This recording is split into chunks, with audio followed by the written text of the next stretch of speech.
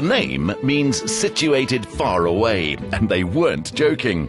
When all this was turned from bush to farmland at the start of the 18th century, it took 3 days to get here by Volkswagen. Today, it's half an hour from Cape Town, but John Jacob still had to travel 300 years back in time before he could change a thing. It must be quite a harrowing job taking on a project like this, especially given the history of the property. This has been an amazing project for me because the part of the house which I worked on, which is the part we're standing outside of, was built in the 30s by Lady Phillips. And the architect involved was Percy Walgate at the time. And what we had to do was modernize the accommodation wing of the main house to make it functional for modern day living, but also be sensitive to what it is. It begins with a piece that was right under everyone's noses. This tapestry is magnificent. It is amazing. It's 16th century and it's been in storage for 12 years. We've just rehung it and I really think it sets the tone for the house. Absolutely.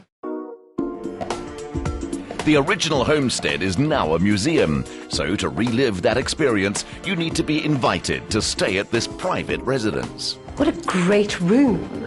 This, I'd say, is the first impression of the house.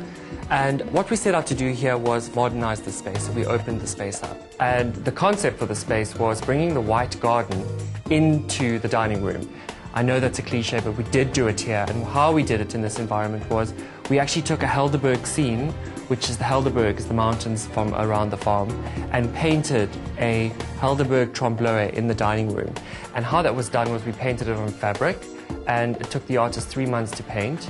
And then she actually upholstered it onto the walls. And if you touch the walls, you can actually feel that the walls have a softness to them. And that is how they, in these Cape houses, they used to do the walls. They used to upholster walls, not apply wallpaper like we do today. Definitely adds a softness to the room. It really does, and you can't really see it in photographs necessarily, but you can feel it when you're in the space, which is amazing. But what is quite interesting about the room is the fact that we widened it all the way to here, which really created a wonderful space for us to use and a more functional dining room. It obviously made the kitchen quite a bit smaller, though. It made the kitchen smaller, but it serves as a satellite kitchen, so it's spatially perfect for what it needs to be. But what was amazing about making the room wider was we had this opportunity to create this amazing screen. And what the screen is doing is it's separating the entrance hall from the dining room, which is this wonderful element, and we were able to work with really incredible craftsmen. And if you actually look at the detailing on the screen, you see everything right down to the fact that they sourced antique mirror and antique glass and placed it into the screen as opposed to using a new pane. I love that it's a modern piece, and yet it looks like it was part of the original house. Exactly. Everything that we did to the house, we tried to do it sensitively, and that is what you're going to see as I show you the rest. A major natural material used in the home comes from our national tree, the yellowwood. John's picked up on the indigenous theme. It's definitely a key signature of yours to include botany in a room, I think. The Cape flora and fauna that we used as pressings were from the mountains around the house. And the reason we used them is because when foreign dignitaries stay in the house, we obviously want to use Cape-specific furnishings and artwork in the environment. And the furnishings are amazing, sturdy pieces. I decided to consolidate all the yellowwood pieces into one space, and in that way creating a more contemporary feel by making the space more monochromatic. So what we wanted to do was we wanted to create one uniform coloration in every single room, and that's what we've done to kind of simplify it in a way, but still be true to the furniture pieces. Whilst retaining the period style, he also brought in variety. So coming from the green room, this is the lounge, this is the original configuration of the house, and now I'm going to be taking you into the other bedroom, which has a very different feel. If you just go through. This is completely different now. It's so feminine. Well, we wanted to create different feelings in the different rooms. And in this particular room, what I did was I actually used the Delft tile as the starting point for the room, and then we sort of tied it all together with the blue floral, which I think was very successful. I wanted to create a sense of lightness in the space, and often Cape furniture can be quite heavy. So we used this Cape cupboard, which traditionally would have been detailed as a glass cupboard, and we've used antique mirror instead. And what it does is it just lightens up the whole room. And what's quite amazing about it, if you look at how Pierre Grenier actually made this cupboard, is he's antiqued the mirror so carefully that the antiquing is appropriately specified to the corners of the beading, which is where the mirror naturally would antique from. One of the things that's really great about newly commissioned furniture is you actually get to make it in a way that it works properly. For example, in this cupboard, because it's new, we could introduce lighting. That is brilliant. That is such a smart idea, because especially with dark furniture, you often can't find what you need in a cupboard. Exactly. I need one of these.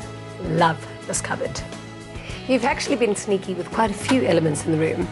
I see what you've done here. That never gets old. There was a lot of technology that we had to hide in this house, including Wi-Fi and all the rest of it. And this is one of the elements. The main house preserves the pure history of the estate, and the accommodation wing has been redesigned to host VIPs visiting the country. In this one-of-a-kind private residence, they experience a mix of timeless Cape Dutch heritage and modern South African style and comfort. Guests are entertained in this room, and this obviously links to the outside space. Because I wanted every single room to have a different pace, in this room I wanted to slow things down, so I used a darker color. And what I wanted to do again, what I've done in the other rooms, is consolidate collections of things. So in this room we used all the portraits.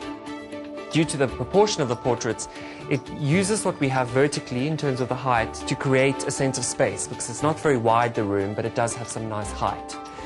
This one over here is an original portrait of Jan van Riebeeck, and I tied in the blue delft tiling of the fireplace with the Queen Dynasty plates. The other thing that was quite important for me was, again, to introduce some lightness.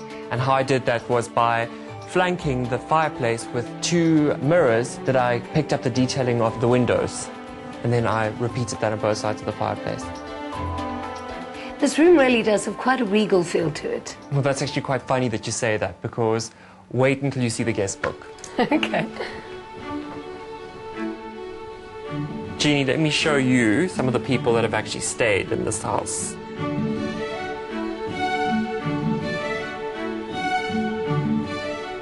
Oh, that is fantastic. Wow.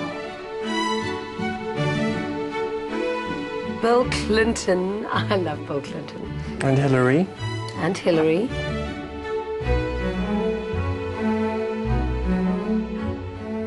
Nelson Mandela and Graça Machel.